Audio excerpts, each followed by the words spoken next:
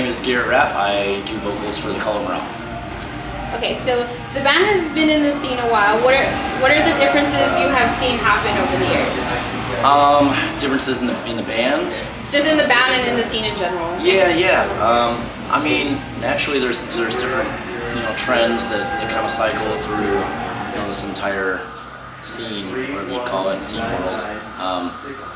Yeah, it's just different things catch on. I remember when the kind of screamo phase started. There was like emo bands kind of doing more of the screaming thing, and then there was kind of a more hardcore shift, and then there's I feel like now is kind of more of a return of pop punk, to where bands are kind of singing more straightforward, melodically. I don't know, it just seems like something that's kind of growing right now.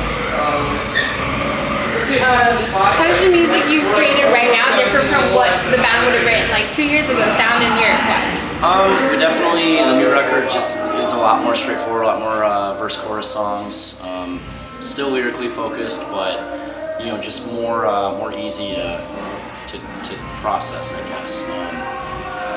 The band's totally different from the first record to now. Steve and I are the only two members that are the same, so naturally the stylistic stuff that we create is different, but still maintains a Color Morale feel. So I changed my vocal style pretty dramatically too. So. That being said, what is your writing process like? Always different.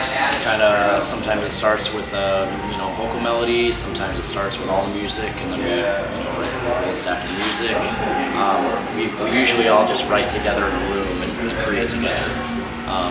This last record was written.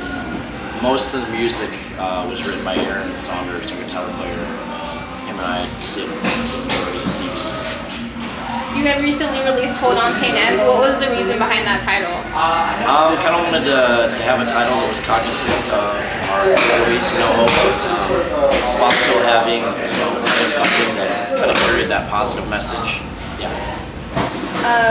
Both the singles you guys have released off that album discuss the issue of self-harm and suicide. Why is this issue so important to you guys personally? For me, not only is it something I've dealt with personally in my life, I spend a lot of time, in the trenches talking to kids, Color Morale fans, and people that support us. It's something that's very prominent in youth nowadays. Mental illness depression is the #1 mental illness in our country. So that's something I feel like everyone has struggled or suffered from or struggled with at some point. So I kind of feel it necessary to put that into what our band is doing. It gives me a platform to talk about issues that are usually not so comfortable to talk about. I see.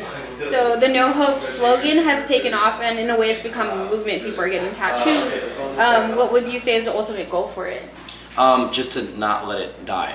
It's a flame that was kind of lit in a pretty desperate time, where I think I did quit the band at one point for a few days, and was talked back into it, and I made the record just an open book about my personal life and my struggles, and it turned into a very resolved thing for me.